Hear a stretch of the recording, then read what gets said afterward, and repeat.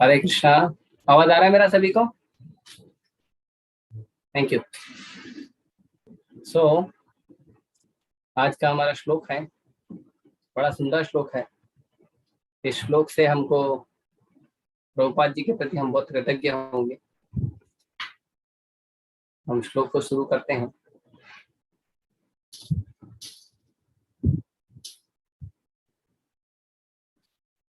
ओम नमो भगवते वासुदेवाय। ओम नमो भगवते वासुदेवाय। ओम नमो भगवते वासुदेवाय। श्रीमद् भागवतम अध्याय स्कंद 1 अध्याय 2 और श्लोक संख्या 30।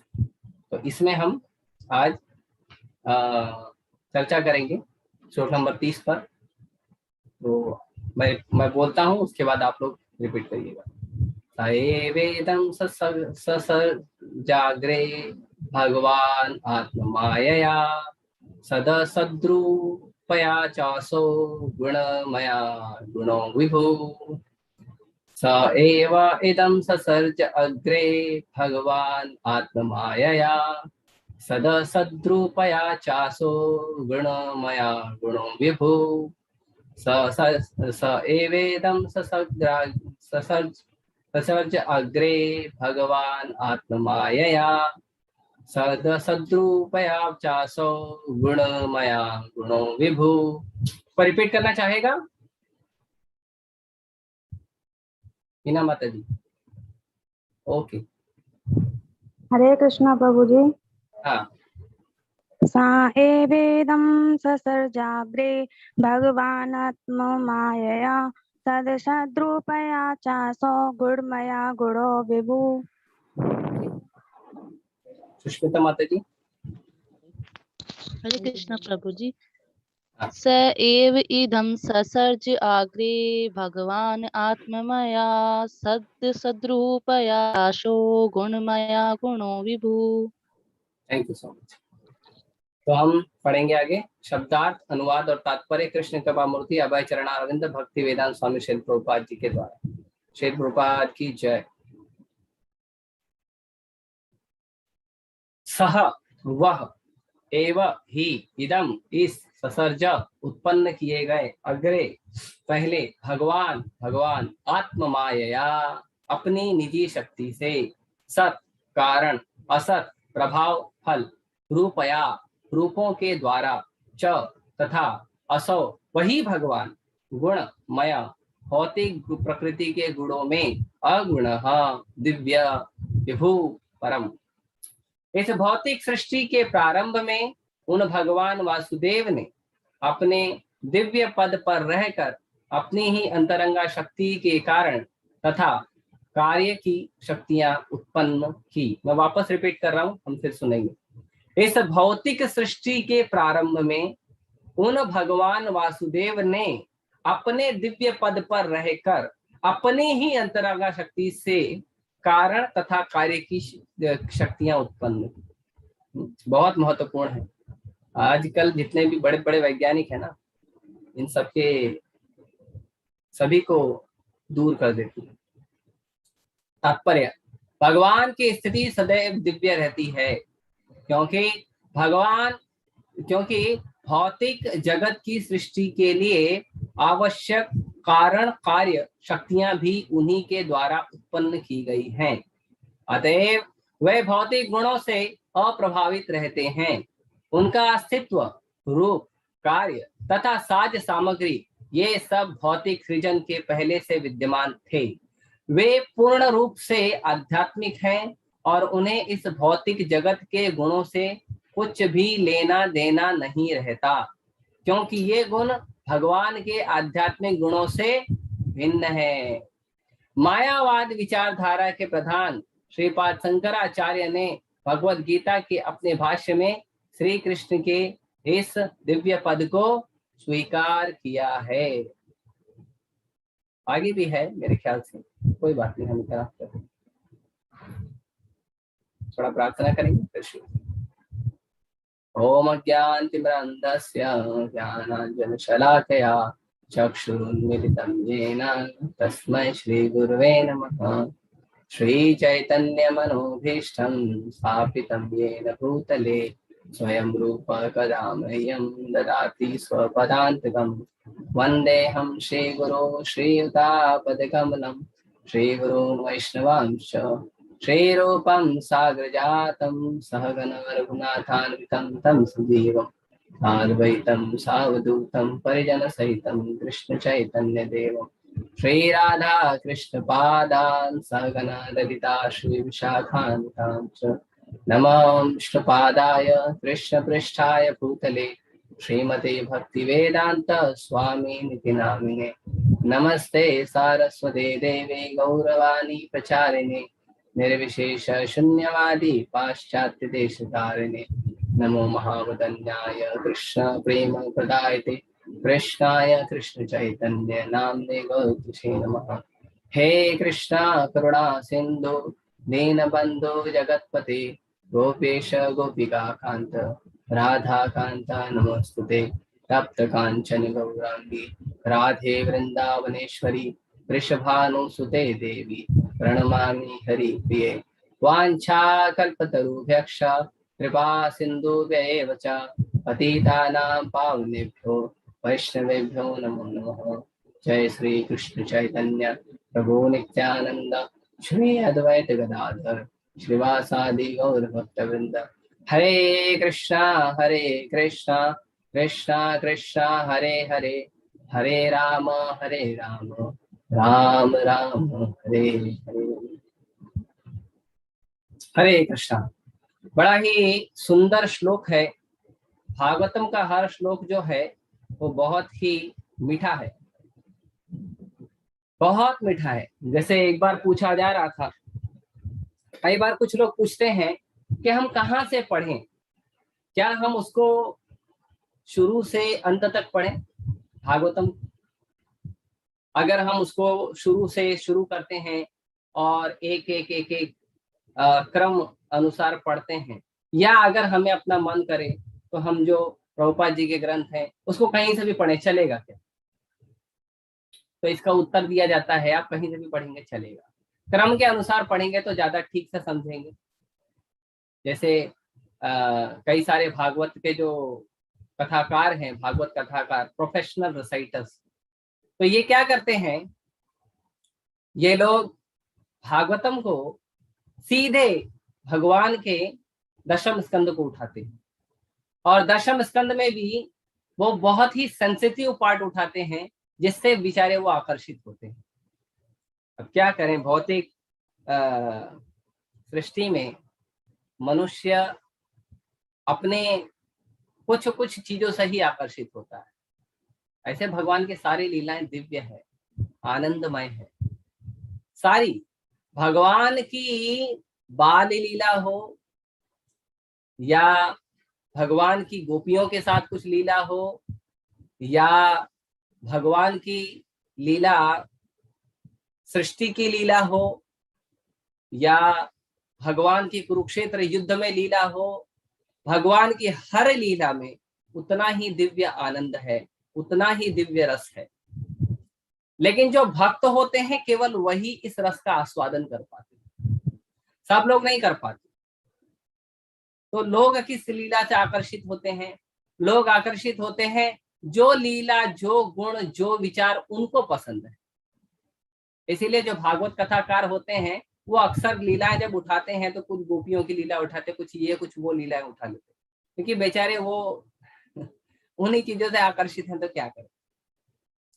तो लेकिन ये समझना बहुत महत्वपूर्ण है कि भगवान की सभी लीलाओं में वही आनंद है, वही रस है, और जो भक्त होते हैं उसका आनंद आस्वादन करते हैं। प्रभुपाद जी को चाहे आप भगवत गीता उठाकर दे दीजिए, चाहे भागवतम उठाकर दे दीजिए, प्रभुपाद जी के जो अनुयायी हैं तो प्रभुपाद जी को दृढ़ता से पालन करते हैं। उनको आप कहीं से कोई शास्त्र उठाकर दे दीजिए, शास्त्र तो छोड़ो, प्रभुपाद जी जब मॉर्निंग वॉक करते थे तो मॉर्निंग वॉक करते समय प्रभुपाद जी रास्ते में जाते थे पेड़ को, पौधों को, वृक्ष को, तालाब को, अन्य अन्य जितने भी चीजें देखते थे उसमें भी वो भगवान की दृष्टि रखते थे, उसमें भी वो भगवान की दृष्टि। वासुदेव सर्वमिति स महात्मा सुदुर्लभा, ये ऐसे जो महात्मा होते हैं जो हर जगह वासुदेव को देखते हैं, हर कण में, हर चीज में भगवान को देखते हैं और भगवान की लीलाओं का आस्वादन करते हैं, ऐसे बड़े कम लोग होते हैं। वो कौन होते हैं? वो एकमात्र केवल भक्त होते हैं और कोई नहीं होता, केवल भक्त होते हैं। ऐसे लोग समाज के किसी भी कोने में चले जाए, संसार के किसी भी कोने में चले जाए, वो भगवान का गुणानुवाद हर दृष्टि से कर सकते हैं।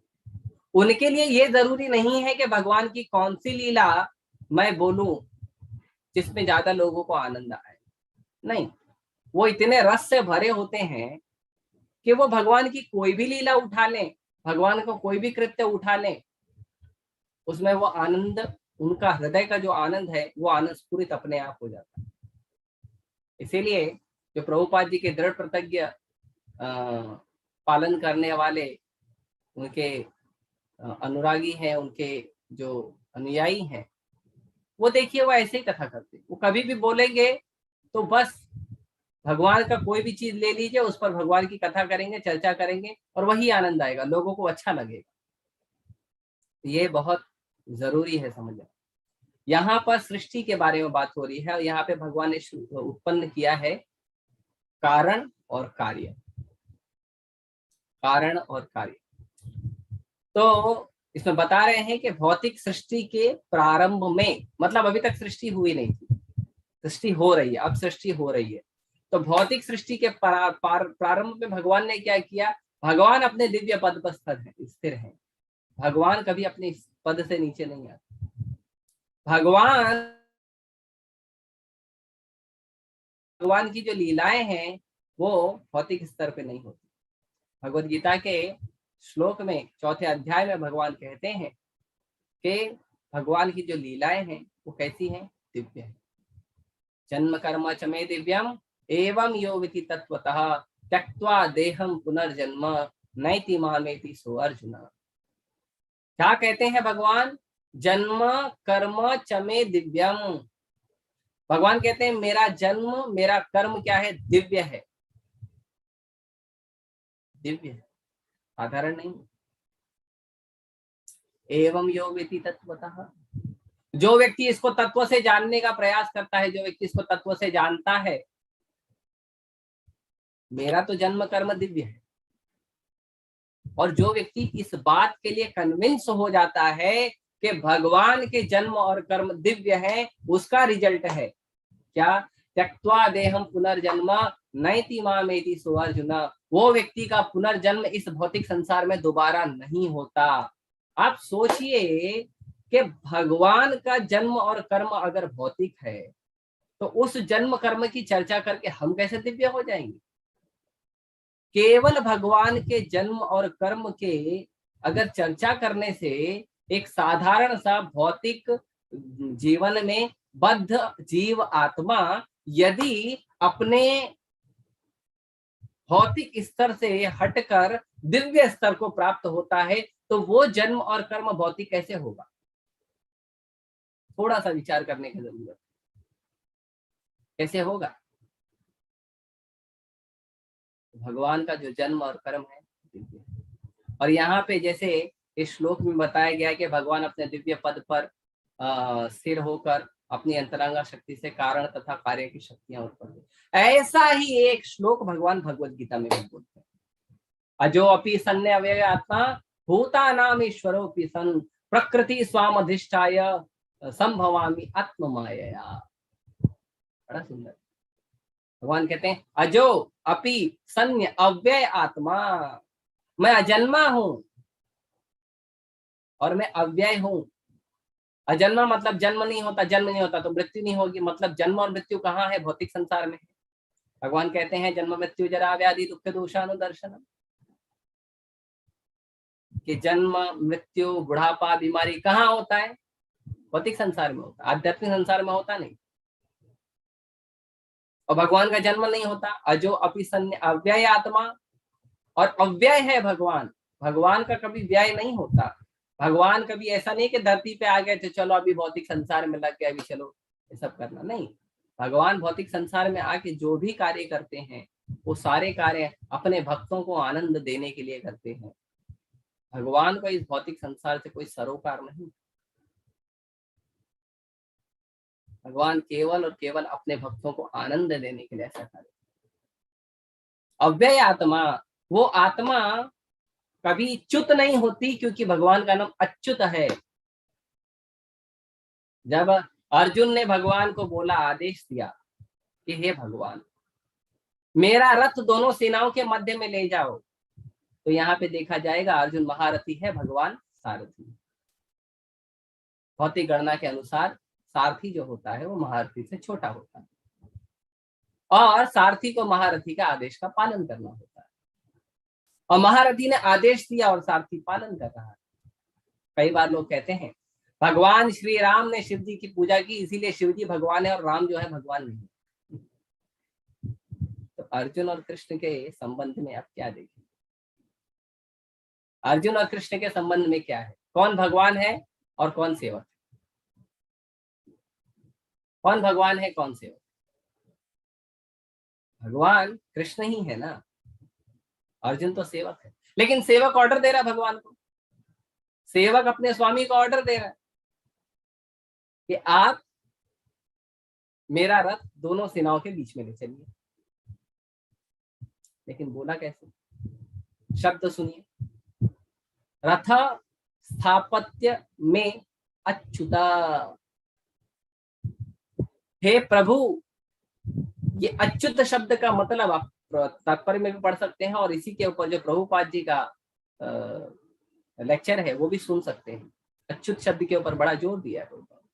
ये जो अच्युत शब्द है इसका मतलब क्या है? अर्जुन कृष्ण करके क्यों नहीं बुला रहा है?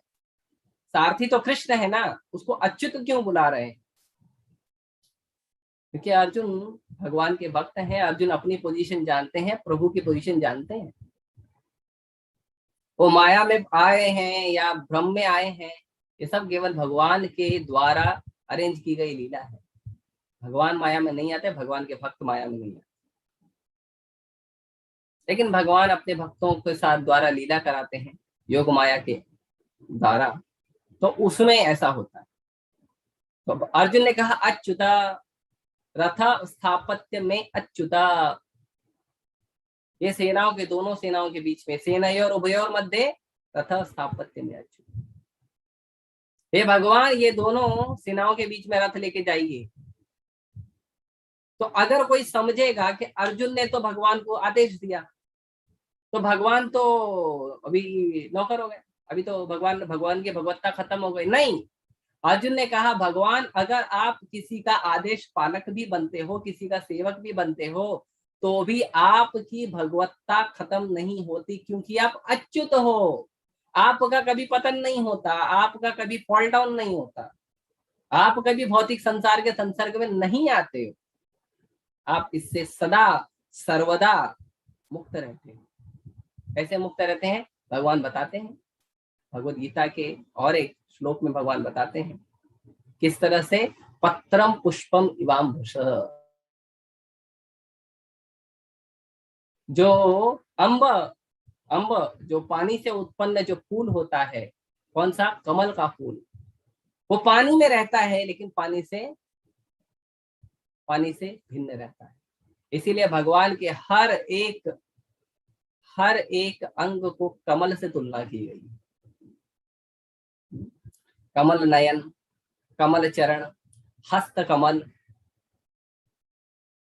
तो भगवान के हर एक, इसको कमल से क्यों तुलना? क्योंकि कमल जो है वो कभी भी पानी के स्पर्श में आने के बावजूद पानी से संसर्ग नहीं प्राप्त करता, पानी में मिक्स नहीं होता, पानी का प्रभाव उस पर नहीं पड़ता, ये कमल। इसीलिए भगवान के हर एक आप अंगों को देखोगे तो कमल से तुलना, क्योंकि भगवान अच्युत हैं। भगवान अच्युत है, लेकिन भगवान हमारे लिए सृष्टि करते हैं, हम लोगों को सिखाने के लिए सृष्टि करते हैं कि भगवान कौन है।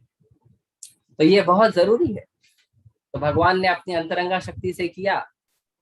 तो उसमें क्या कहते हैं, भगवत का श्लोक हम चर्चा कर रहे थे, उसमें कहते हैं अव्यय आत्मा भूतानाम ईश्वरोपि सन। मैं अव्यय आत्मा हूं। तो कोई बोलेगा आप भी आत्मा हो, हम भी आत्मा है प्रभु। नहीं, भूतानाम ईश्वरोपि सन। मैं जितने भी जीव हैं अनंत सृष्टि में, उन सभी का ईश्वर हूं मैं। सभी जीवों की बात की, ऐसे नहीं बोले except Brahma and Shiva, except Ganesh ji, Ganesh ji Prathamesh है, ऐसा नहीं बोले। भूतानाम ईश्वरोपि सन, सभी का ईश्वर हूं मैं। एक और जगह भगवान बोलते हैं अहम सर्वस्य प्रभु, मैं सबका प्रभु हूं, सबका। उसमें कोई कंडीशन नहीं लगाया प्रभु ने। अहम सर्वस्य प्रभु मत्तः सर्वम प्रवर्तते, सब कुछ मुझसे ही प्रकट हुआ है। आदि गुरु शंकराचार्य भी इसी को स्वीकार करते हैं, एको नारायण आसीत। आदि गुरु शंकराचार्य ने तो मायावाद का प्रचार किया, और मायावाद में कहा गया है कि हम सब नारायण है, नमो नारायण। कहा जाता है कि सबको नारायण कहते हैं। माया का सिद्धांत, मायावाद का सिद्धांत भी यही है कि ठीक है भगवान तो भगवान है, लेकिन जब भगवान धरती पे आते हैं तो उनको माया के अंडर में आना पड़ता है, ऐसा कहते हैं वो लोग। लेकिन फिर भी वो कहते हैं एको नारायण आसीत, कि सृष्टि के प्रारंभ में केवल भगवान नारायण थे और कोई नहीं। ब्रह्मा जी के शब्दों के अनुसार ईश्वर परमा कृष्ण सच्चिदानंद विग्रह अनादिर आदिर गोविंद सर्व कारण कारण। यहाँ पे कहा है ना, अपनी अंतरंगा शक्ति से कारण तथा कार्य की शक्ति उत्पन्न की। तो कृष्ण कौन है? सर्व कारण कारणम, कारणों के भी कारण कृष्ण हैं। हम कोई कार्य करते हैं, उस कार्य का कोई कारण होता है, लेकिन उस कारण के भी कारण कृष्ण है। जब हम ये जानेंगे, जब हम ये समझेंगे, तो हमारा भगवान के प्रति शरणागति और बढ़ेगा। भगवान सभी कारणों के कारण, और अब भगवान सृष्टि कर भी रहे हैं, लेकिन भगवान को जो दिव्य पद है वो सदा सर्वदा स्थिर है।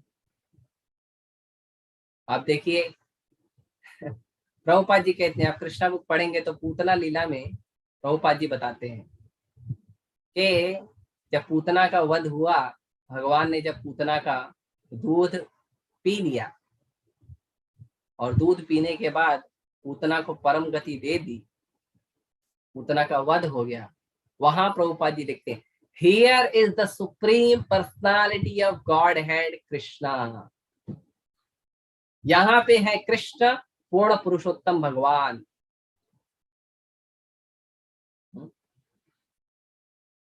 भगवान, और आगे प्रभुपाद जी बताते हैं, आप उसी के संबंध में लेक्चर सुनेंगे। प्रभुपाद जी ने कई जगह कहा है कि भगवान यशोदा मैया की गोद में भी भगवान थे।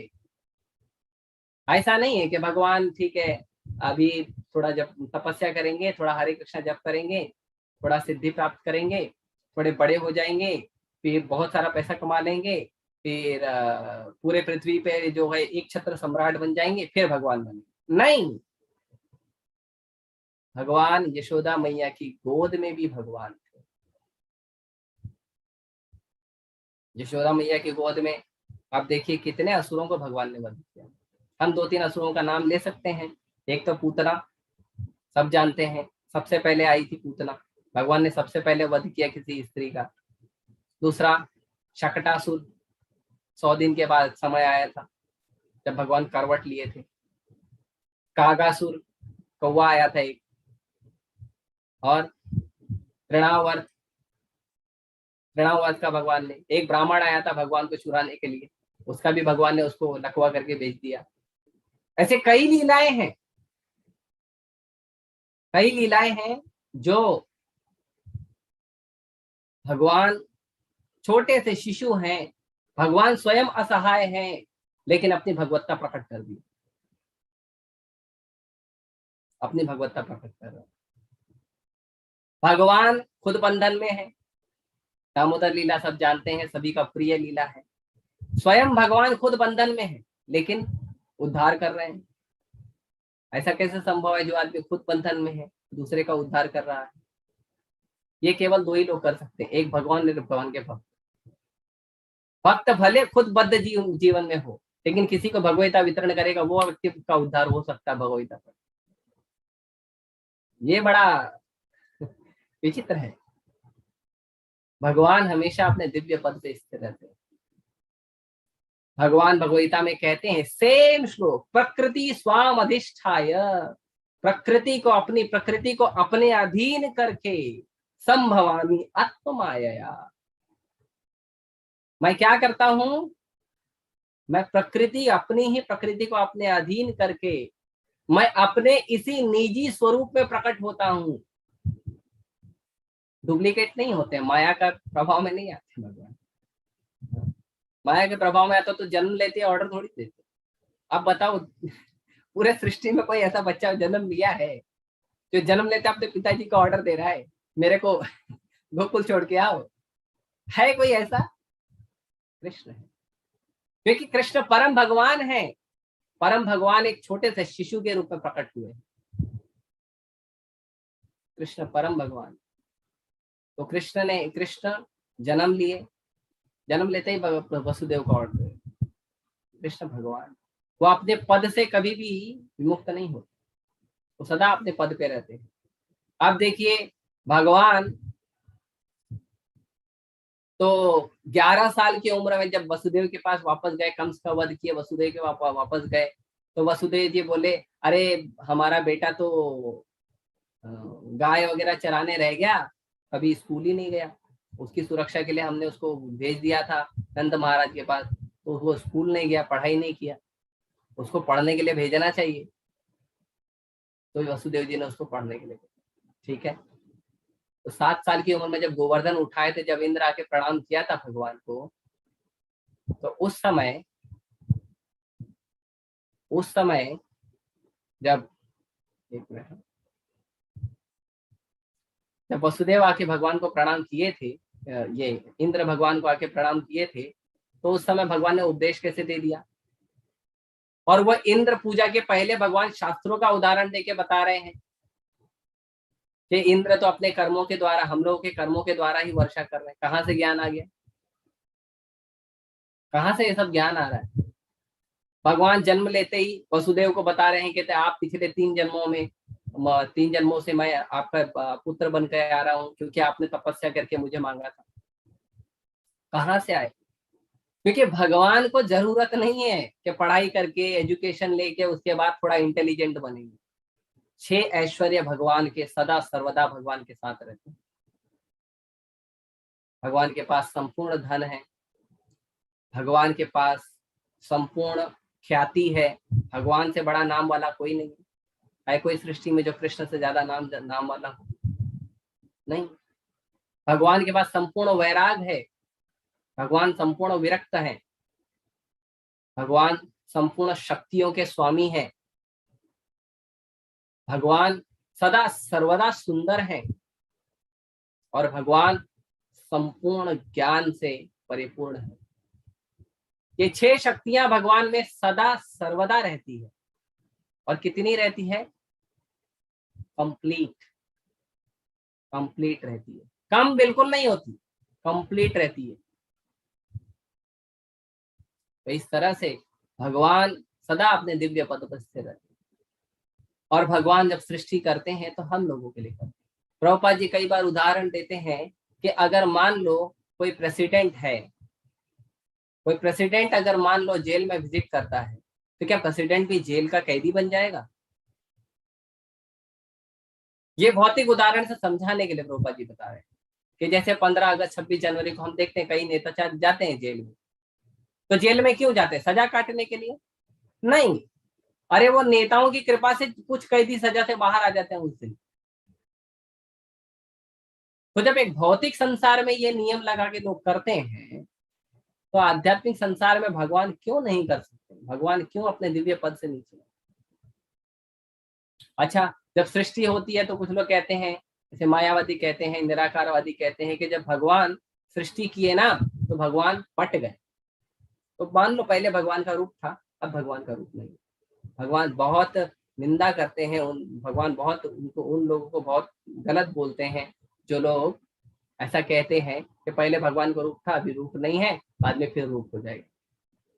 भगवद गीता में कहते हैं भगवान, अव्यक्तम व्यक्तम आपन्नम मन्य अंते माम अबुदया, कि जो लोग ये समझते हैं कि पहले मेरा रूप था, बाद में मैं निराकार हो गया, वो कौन है? वो बुद्धिमान नहीं है, बुद्धिमान नहीं। तो ये समझना चाहिए कि भगवान का सदा सर्वदा दिव्य पद रहता है। भगवान अपने दिव्य पद से कभी नहीं हटते। भगवान कुछ भी हो जाए, किसी भी परिस्थिति में हो, तो भी वो भगवान ही रहते हैं।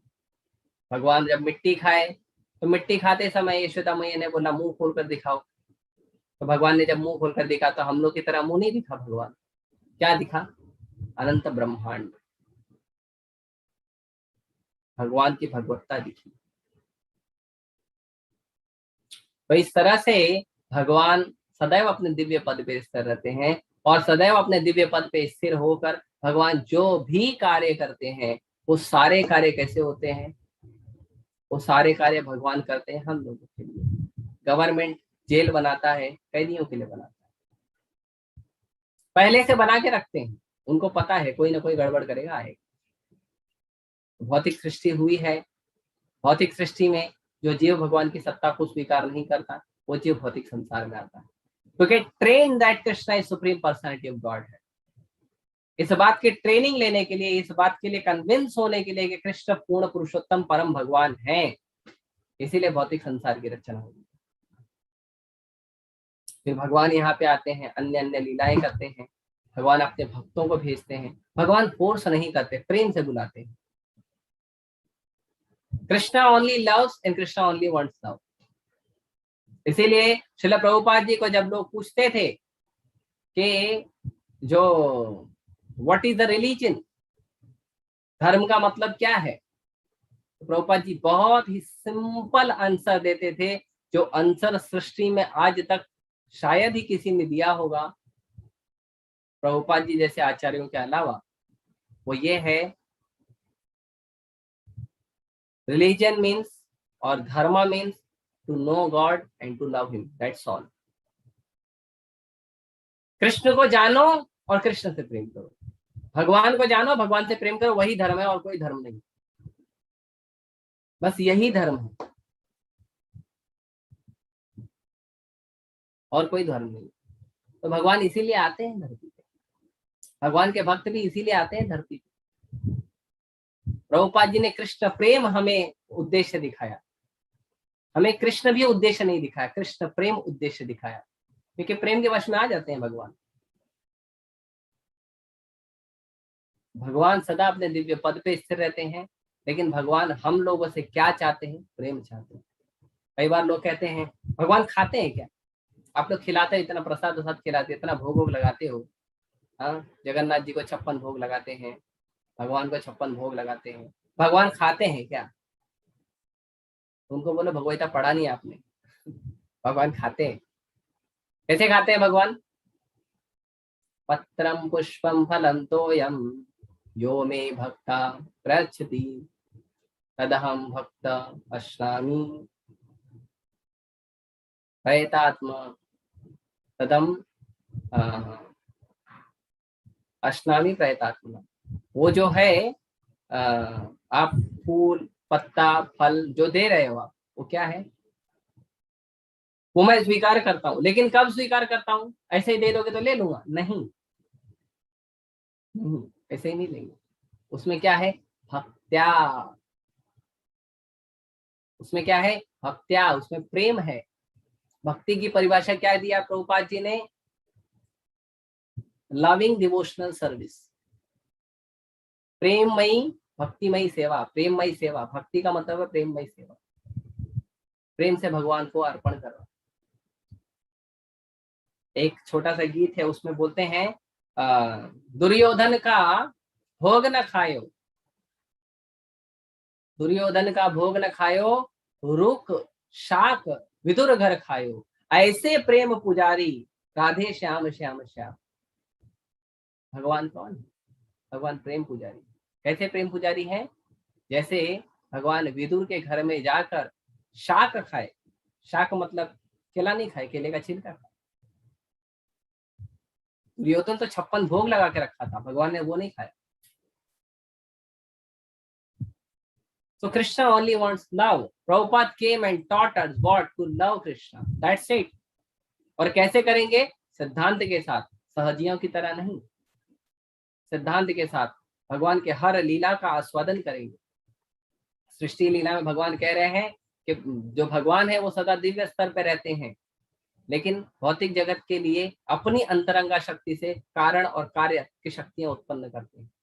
कोई भी सृष्टि में कार्य होता है, कोई भी सृष्टि में एक्शन होता है, उसके पीछे क्या होता है? कारण जरूर होता है। कारण और कार्य, ये दो चीज सृष्टि में होना बहुत जरूरी है। उसके बिना सृष्टि चलेगी कैसे? वो कौन प्रकट करता है? भगवान प्रकट करता है, और कोई नहीं प्रकट करता।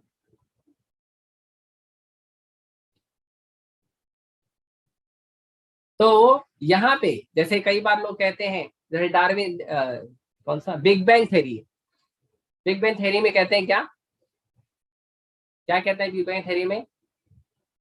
कि एक कोई छोटा सा पॉइंट था, वो किसी अनजान प्रेशर से, किसी अनजान शक्ति से फटा और सृष्टि की रचना होगी। तो सबसे पहले तो लॉजिक ये है कि आप मुझे बताइए, सृष्टि में आज तक जो आपने अपनी आंखों से देखा है, उसमें कभी कुछ ऐसा हुआ है कि किसी चीज के फटने से रचना हुई हो? नहीं। तो फिर कैसे वो पॉइंट फटा और रचना हो गया? लॉजिक नहीं बैठता। दूसरा, वो उसमें बैठते हैं, वो कुछ एक अनलिमिटेड प्रेशर आया था, एक अनलिमिटेड पावर लगा था, तो वो अनलिमिटेड प्रेशर अनलिमिटेड पावर आया कहाँ से था? और आप कह रहे हैं एक बिंदु, तो वो बिंदु कहाँ से आया? बिंदु कहाँ से आया? छोटा सा उदाहरण लेते हैं। जैसे मान लो स्कूल कॉलेज में क्राफ्ट होता है ना, बच्चे लोग अलग अलग क्राफ्ट करते हैं। तो स्कूल कॉलेज में कई बार ऐसा होता है कि टीचर लोग बाहर से कुछ क्राफ्टमैन बुलाते हैं और वो क्राफ्टमैन कुछ बना बना के दिखाते हैं। तो मान लो हमें एक गुलाब का फूल बनाना है पेपर का, तो पेपर के गुलाब के फूल को बनाने के लिए क्या क्या लगेगा? एक पेपर लगेगा, जो भी कलर का गुलाब बनाना है आपको, लाल बनाना है, सफेद बनाना है, जैसा भी बना, हरा पेपर लगेगा, गम लगेगा, कैंची लगेगी, है ना, और भी कुछ साजो सामग्री जो हम अलग से अपने प्रयास से लगाने का प्रयास करें, वो लगेगा। और क्या लगेगा? समय लगेगा, बुद्धि लगेगी, और क्या लगेगा? बनाने वाला। उसके बावजूद भी जो ओरिजिनल गुलाब की डेलिकेसी है, ओरिजिनल गुलाब का डेलिकेसी मतलब जो कोमलता है उसकी, जो ओरिजिनल गुलाब का सुगंध है, जो उसका सुंदर मनमोहक रूप है, वो उसके बावजूद भी हम नहीं बना पाते। चाहे कितना भी एक्सपर्ट क्राफ्टमैन हो, चाहे कितना भी अच्छा वो व्यक्ति क्या कहते हैं हस्तकला करने वाला, नहीं कर सकता। लेकिन भगवान को देखो, कितने फूल हैं सृष्टि में, अलग अलग फूल, और एक ही फूल में कई वैरायटी है। गुलाब में भी कई सारे कलर हैं, गुलाब में कई कलर हैं, चंपा में कई कलर हैं, अलग अलग कलर हैं, अलग अलग रूप हैं। आप देखो सभी पेड़ों के पत्ते एक जैसे नहीं होते। लोग पत्ते देख के बता देते हैं कौन से पेड़ का है, अमरूद का पत्ता है या आम का पत्ता है,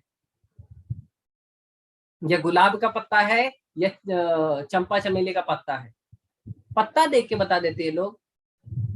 एक पेड़ में अनंत पत्ते हैं, ये सारे पत्ते एक ही साइज के, एक ही प्रकार के हैं, एक ही डिजाइन के हैं, एक ही खुशबू के हैं।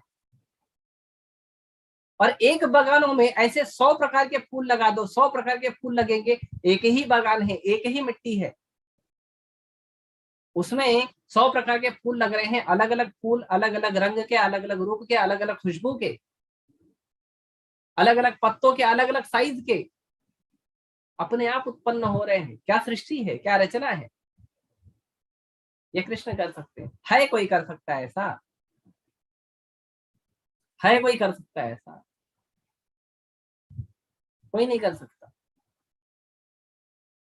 तो लोग कहते हैं बिग बैंग से हुआ। दूसरा मायावादी कहते हैं कि भगवान आए हैं इस संसार में तो अब निराकार हो गए हैं। तो प्रभुपाद जी उस पे कहते हैं जैसे अभी हमने उदाहरण लिया कि जो भगवान है वो जो हमें जब गुलाब बनाना है तो हमें क्या लगता है, ये सारी चीजें लगती है, उसके साथ एक आदमी लगता है। आदमी के साथ क्या लगता है? आदमी का बुद्धि लगता है। बुद्धि लगता है ना, कोई भी काम करोगे तो बुद्धि चाहिए ना। ये माताएं हैं कुकिंग करती हैं, बुद्धि चाहिए कि नहीं कुकिंग करने के लिए? अगर कुकिंग करने नहीं आता है, कुकिंग करने का बुद्धि नहीं है, तो कुकिंग कर पाएंगे? वो नहीं कर पाएंगे।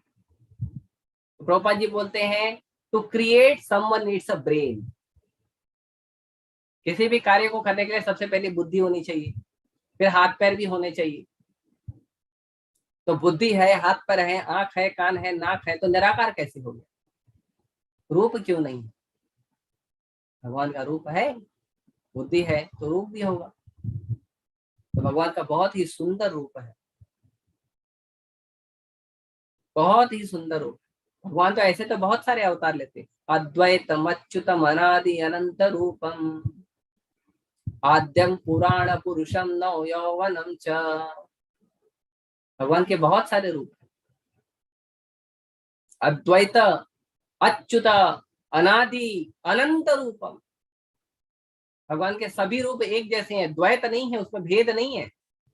अद्वैत, अच्युत, भगवान का कभी पता नहीं होता। भगवान चाहे कितने रूप ले ले, चाहे कोई रूप ले ले, भगवान सदा अपने दिव्य स्तर पे रहते। अद्वैत, अच्युत, अनादि, कितने रूप हैं? जितनी समुद्र की लहरें हैं खड़े होके गिन लीजिए, उतने रूप है भगवान। एक उदाहरण के तौर पे चैतन्य महाप्रभु ने यह उदाहरण दिया। अनादि रूपम, अनादि अनंत रूपम। आगे आद्यम पुराण पुरुषम।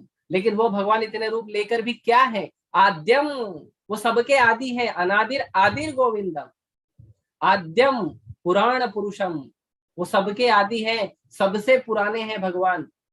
भगवान से कोई पुराना नहीं है। अच्छा पुराने हैं तो बहुत बूढ़े होंगे ना, दाढ़ी होगी, झुर्रियां होगी, ऐसा है ना? नहीं, नव यौवनम च। नव यौवन मतलब 16 साल की भगवान की कोमल उम्र है। 16 साल। हाँ ऐसा है क्या? तो बहुत अच्छा सिंपल एक्सप्लेन कर दिया आपने, हम तो समझ सकते। नहीं समझ सकते, नहीं समझ सकते। भगवान को समझने के लिए क्या चाहिए? केवल भक्ति, केवल भक्ति। भगवान क्या कहते हैं? भक्त्या माम अभिजानाति। भगवान ने नहीं बोला योगी माम अभिजानाति, ज्ञानी माम अभिजानाति, कर्मी माम अभिजानाति। कहीं बोला भगवान ने कर्म योगी माम अभिजानाति, ज्ञान योगी माम अभिजानाति, अष्टांग योगी माम अभिजानाति? कहीं बोला भगवान ने? वैज्ञानिक माम अभिजानाति बोले हैं भगवान। क्या बोले हैं भगवान? भक्त्या माम अभिजानाति। तो अगर ऐसे प्रभु को जानना है, ऐसे प्रभु को समझना है, तो कैसे समझना है? भक्ति के द्वारा, प्रामाणिक गुरु शिष्य परंपरा में, प्रामाणिक गुरु के निर्देश में यदि हम भक्ति का प्रयास करेंगे, तब जाके हम भगवान को समझने का थोड़ा सा प्रयास कर सकते हैं। इसमें सबसे पहला हमें यह समझना है कि भगवान हमारे प्रभु हैं और हम भगवान के सेवक। यही ब्रह्म संहिता में इसी श्लोक में आगे कहते हैं वेदेशु दुर्लभा। ऐसा नहीं है कि आप वेद पुराण ना जाने क्या क्या, कई बार लोग पढ़ लेते हैं और पढ़ने के बाद बोलते हैं कंक्लूजन क्या है मालूम नहीं। एक छोटा सा उदाहरण बताता हूँ। श्रील प्रभुपाद जी जब प्रयाग में थे, तो प्रयाग में एक बार बहुत सारे मंडलेश्वर, महामंडलेश्वर और बहुत सारे लोग जमा हुए थे, और वो लोग जमा होकर चर्चा कर रहे थे कि भगवान कौन है। तो बहुत चर्चा हुआ, बहुत चर्चा हुआ, कई देर तक चर्चा चला। तो उसमें शिव वाले भी थे, उसमें देवी वाले भी थे, शैव शाक्त वैष्णव भी थे कुछ, उसमें कई सारे अलग अलग लोग थे, बहुत सारे साधु आते हैं, तो सब चर्चा कर रहे थे, प्रभुपाद जी वहीं बैठे। तो चर्चा होने के बाद ये डिसाइड हुआ कि no one can define God, कोई बता नहीं सकता कि सच में असली में पूर्ण पुरुषोत्तम भगवान है कौन। तो कुछ लोगों ने प्रभुपाद जी को पूछा, स्वामी जी आपका क्या विचार है? तो प्रभुपाद जी बोले, अगर मैं बोलूंगा तो ये लोग बहुत सारा नियम कानून बताएंगे, नहीं इसमें ये बोलते हैं, उसको वो बोलते हैं। प्रभुपाद जी बोले रुको मैं बता। तो प्रभुपाद जी ने अपने विदेशी भक्त की छोटी सी लड़की को बुलाया, 4 साल की बच्ची, सरस्वती माता जी उनका नाम, उनको बुलाया और प्रभुपाद जी ने उनको पूछा, हु इज गॉड? माता जी ने बहुत सुंदर से, एक तो छोटी सी बच्ची, ऊपर से बड़े प्रेम से स्निग्ध मुस्कान करते हुए, चेहरा टेढ़ा करते हुए प्रेम से बोलती है, Krishna is the supreme personality of God. कितना क्यूट लगता है। जब प्रभुपाद जी को बोली तो प्रभुपाद जी बड़े खुश हुए, उसको एक गुलाब जामुन निकाले, गुलाब जामुन दिए, बोले थैंक यू, और वो हंसते हंसते फिर दौड़ के चले गए। और प्रभुपाद जी ने कहा कि आप लोग इतना पढ़े लिखे हो, इतने बड़े बड़े मंडलेश्वर, महामंडलेश्वर, योगी, ज्ञानी, ना जाने कितने बड़ी बड़ी उपाधियां लगी है आप लोगों के पीछे, इतना होने के बावजूद, सारे शास्त्रों का अध्ययन करने के बावजूद आप नहीं जान पाए कि परम भगवान कौन है। और ये 4 साल की बच्ची जानती है भगवान कौन है। क्यों? क्योंकि ये भक्ति करती है। भगवान कौन है? कृष्ण भगवान है। कृष्णस्तु भगवान स्वयं, भागवतम में वर्णन है। तो वेदेशु दुर्लभो, वेद वगैरह पढ़ के, शास्त्र वगैरह पढ़ के, पुराण वगैरह पढ़ के अगर भगवान श्री कृष्ण के चरणों में हमें रति प्राप्त नहीं हुई है, उनके चरण में अगर हमारे आसक्ति नहीं हुई है, प्रेम नहीं हुआ है, तो फिर क्या फायदा। यहाँ तक कि प्रभुपाद जी भगवद गीता में एक जगह लिखते हैं कि भगवद गीता पढ़ने के बाद यदि आप ये नहीं स्वीकार करते हैं कि कृष्ण पूर्ण पुरुषोत्तम परम भगवान है, तो भगवद गीता पढ़ना आपका व्यर्थ है, टाइम पास। तो शास्त्रों को पढ़ने का क्या मतलब है? भगवान बोलते हैं भगवद गीता में कि क्या मतलब है। तो भगवद गीता के 15वें अध्याय के 15वें श्लोक में भगवान कहते हैं, वेदांत कृत वेद विद एव चाहम, कि वेदों को बनाने वाला मैं हूं, वेदों को रचना करने वाला मैं हूं, और वेदों को जानने का मतलब है मुझे जानना। तो वेदेशु दुर्लभ, लेकिन अदुर्लभ आत्मभक्तो।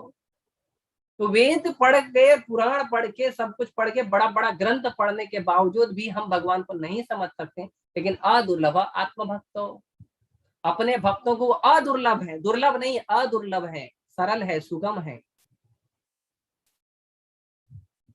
ये है भगवान को समझने का विज्ञान, कि भगवान दिव्य है, भगवान सृष्टि हम जैसे लोगों की करते हैं, भगवान कृपा करके सृष्टि करते हैं। भगवान को किसी से बैर नहीं है, किसी से भेद नहीं है, किसी से दुश्मनी नहीं है, किसी से नहीं। भगवान कहते हैं इसी को भगवद गीता में, समोहम सर्वभूतेषु न मे द्वेषोस्ति न प्रिय। सब लोग मेरे लिए एक समान है, मैं किससे द्वेष करूंगा और मैं किससे प्रेम करूंगा,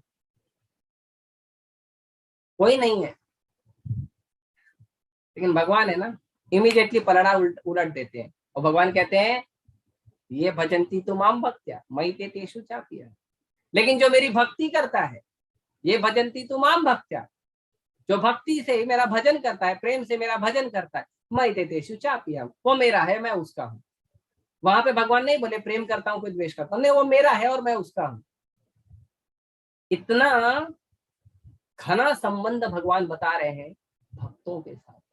तो ये जो भाव है समझना कि कृष्ण दिव्य पद पे स्तर है, फिर भी कृष्ण रचना करते हैं, और कृष्ण रचना करते हैं अपनी अंतरंग शक्ति से रचना करते, कार्य बना रहे हैं, कारण बना रहे हैं, अनेक अनेक इंद्रियां बना रहे हैं, इंद्रियों के विषय बना रहे हैं, ब्रह्मांड बना रहे हैं, देवी देवताओं को बना रहे हैं, उनको ज्ञान दे रहे हैं, उनको उपदेश दे रहे हैं।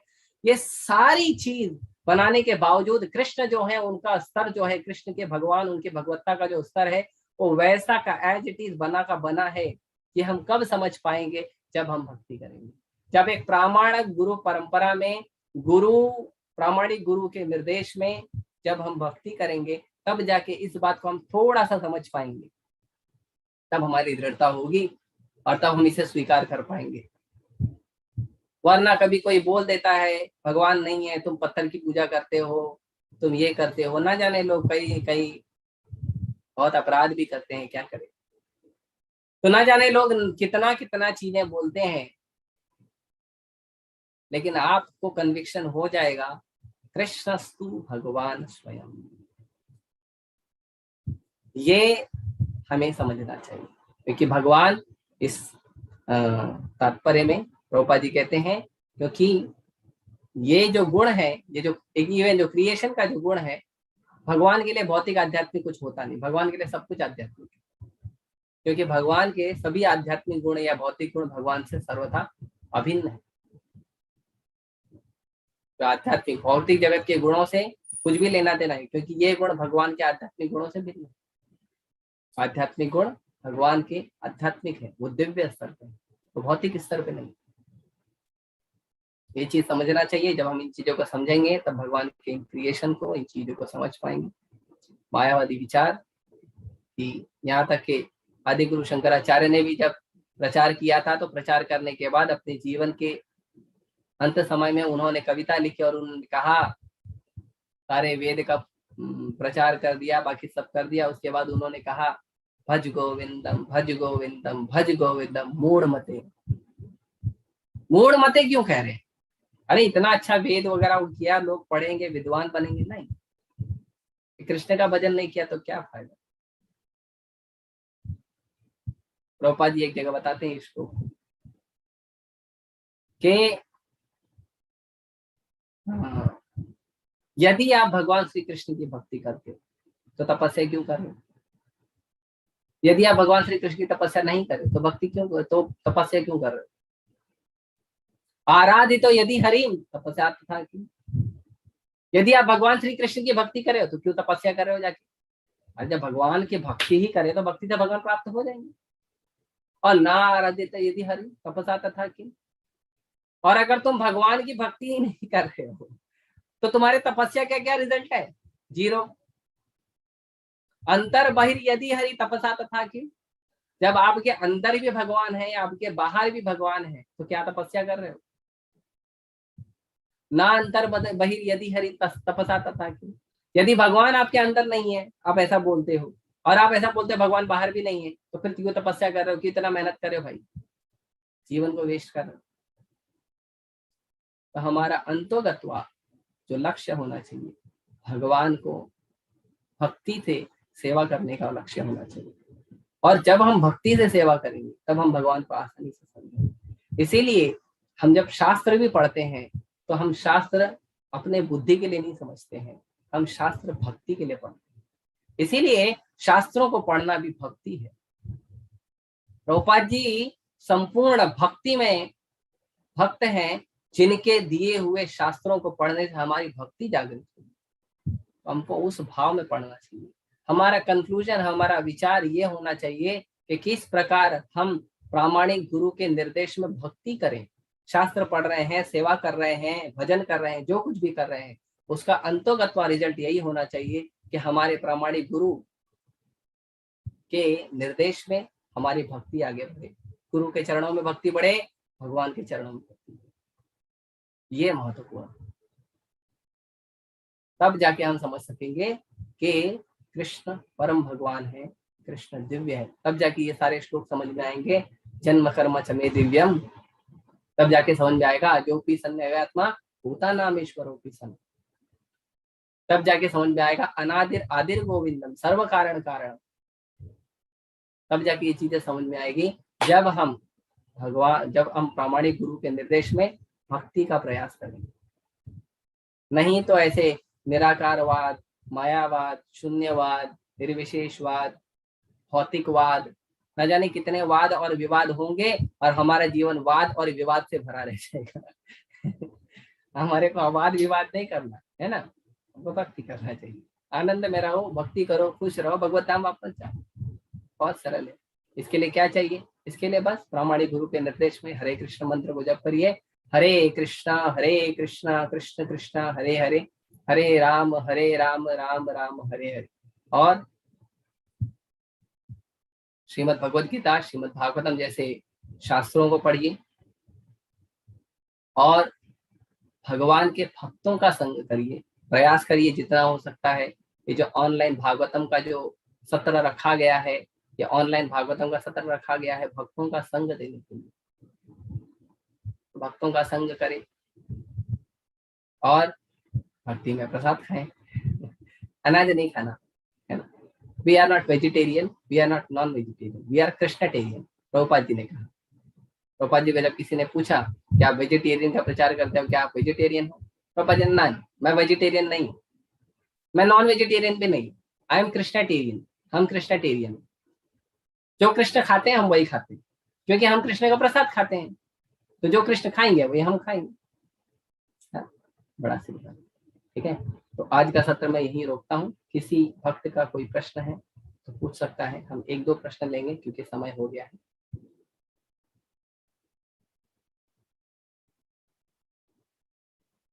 हरे कृष्णा हरे कृष्णा। यस प्रभु जी, हरे कृष्णा। मणिपत रहे प्रभु। हरे कृष्ण बोलिए, दंडवत नाम। यस प्रभु जी, दंडवत प्रणाम।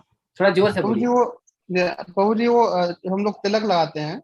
हाँ, जैसे हम लोग वैष्णव लोग सीधा सीधा लगाते हैं, और जो बहुत भौतिक वर्ल्ड में से कोई टेढ़ा लगाता है, कोई मतलब सीधा सीधा, मतलब आपने देखा होगा ऐसा माथे के इस तरफ लगाते हाँ, हैं। तो जैसा प्रामाणिक शास्त्रों में बताया गया वैसा वैसा लोग लगाते हैं।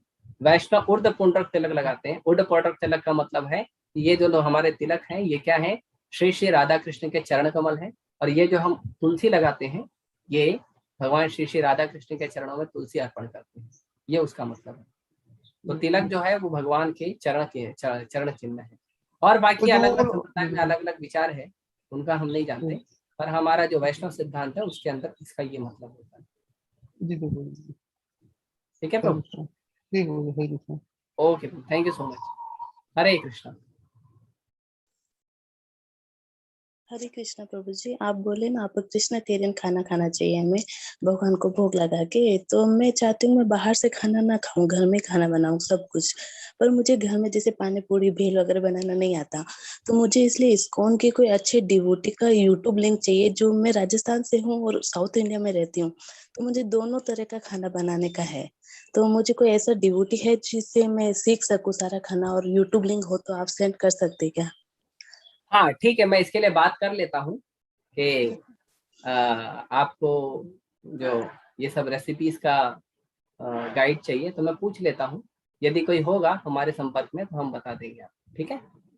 Okay okay, yes thank you. प्रभु। और कोई प्रश्न?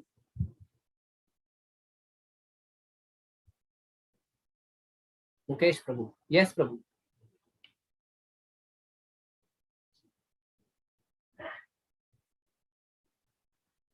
प्रकाश प्रभु। यस प्रभु।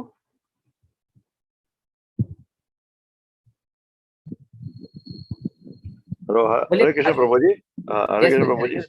जो तुलसी हम सुबह चढ़ाते हैं प्रसाद में, वही हाँ। तुलसी सेम शाम को भी यूज कर सकते हैं क्या? एक बार भगवान को चढ़ा दिए तो भगवान को चढ़ गया ना प्रभु, फिर नया अच्छा तुलसी अच्छा चढ़ाते हैं भगवान। अच्छा, नया तुलसी, क्योंकि कभी कभी नहीं होता हाँ। है वो, तो शाम के लिए तुलसी नहीं होता है, इसके लिए। हाँ जी। हाँ, तो हमारे घर में जब तुलसी का पौधा होता है उसमें जनरली 2-3 तुलसी एवरी टाइम आप देखेंगे मॉर्निंग इवनिंग में गिर जाता है, आप उसको यूज हाँ कर हाँ हाँ, सकते हैं, ठीक है ना। ज्यादा नहीं लगता है, तो 3-4 तुलसी ही लगता है हमें एक एक समय पे, हाँ हाँ, इतना आप देख ठीक है। सकते हैं। और जब आप फूल वगैरह लेने जाए तो फूल लेने समय हाँ उनको बोलेंगे ना तो वो दे देते हाँ हैं, हाँ, फूल के साथ ही तुलसी आ जाता है। तो अगर आप जी 5-10 रुपए का भी फूल लेते हैं तो वो इतना जी, तुलसी दे देते हैं, और वो एक बार तुलसी लेते हैं ना प्रभु जी, आराम से 2 दिन चलता है। अगर आपके घर हाँ में ठीक फ्रिज है तो वो तो और अच्छी बात है, 3-4 दिन चल है। हाँ जाएगा, फिर, हाँ हाँ, है ना। तो आप तुलसी को लेके उसके पत्तों को अच्छे से तोड़ के और किसी अच्छे से मतलब वेंटिलेशन हाँ वाले डिबिया में जिसके अंदर छेद वगैरह हो उसमें जी रख दीजिए, और वो जी जो है आप उसको फ्रिज में रख दीजिए और उसको आराम से 3-4 दिन यूज कर सकते हैं, 15-20 पत्ते आ ही जाते जी हैं एक बार में। जी जी जी जी, ठीक है हाँ प्रभु, हाँ, ठीक है। धन्यवाद। और वही वही वही तुलसी हरे हम कृष्ण। उसमें भी अपने जो प्रसाद होता है उसमें भी रख सकते हैं ना, जो हम प्रसाद ग्रहण करते नहीं, हैं। जो तुलसी आपने एक बार ऑफर किया ना वो जी तुलसी को हम प्रसाद के साथ पा लेते हैं, जी जी हाँ और जी भगवान को नया तुलसी ऑफर करते हैं। जी जी, हाँ जी तो आपने जो प्रसाद में भगवान को चढ़ा दिया जी वो जी तो प्रसाद के साथ वो मिल जाएगा, है ना। हाँ हाँ हाँ और भगवान को yes, जब दूसरा प्रसाद भोग लगा रहे हैं तो नया तुलसी लगा रहे हैं। नया तुलसी, ठीक है ठीक है। हरे कृष्ण प्रभु, हरे कृष्ण। हरे कृष्ण। यस माता जी। हरे कृष्ण प्रभु जी। हाँ माता जी बोलिए। हरे कृष्ण प्रभु जी। बोलिए माता जी, सुनाई दे रहा है। हाँ प्रभु जी, मैं पूछ रही थी कि तुलसी की माला कौन सी बेस्ट रहती पहनने के लिए? बेस्ट, अभी तुलसी की माला है तो उसमें बेस्ट और नॉन बेस्ट क्या होता है? नहीं नहीं तुलसी प्रभु की जी, माला वो नहीं का बोल रही हूँ। मतलब वो जो ऐसे पहनते, जैसे मैंने सिंगल पहनी हूँ ना, तो वो ऐसे राउंड राउंड वाले, वो 108 ऐसे कुछ है। ना 108 है वैसा नहीं है। तुलसी की माला के ज्यादा भी होता है ना, वो ज्यादा हाँ मणि होती हाँ है, कम मणि होती है, उसका कुछ नहीं, आपके गले में होना चाहिए। जो लोग दीक्षित होते हैं वो 3 माला पहनते हैं, जो दीक्षित नहीं होते कोई 1 पहनता है, कोई 2 पहनता है ना। तो उसमें बेस्ट और नॉन बेस्ट का कुछ नहीं। आप मंदिर आइए, बोलिए तुलसी की माला, जो मिलेगी पहन लीजिए। उसमें देख लीजिए आपको कैसा स्टाइल पसंद है, छोटा मोती, बड़ा मोती, बारीक मोती, कैसा है ना, वो स्टाइल आप अपने हिसाब से देख लीजिए। बाकी तुलसी ये जो है, आप 1 माला पहनिए, 2 माला पहनिए, अगर आप दीक्षित नहीं है, और दीक्षित है तो 3 माला पहनिए, ऐसा है। ये बड़ा सिंपल है। बेस्ट हरे और non Krishna best Prabhu, Hare Krishna Prabhu ji. Thank you so much for joining today. आप सभी का हार्दिक स्वागत है। हरे कृष्ण।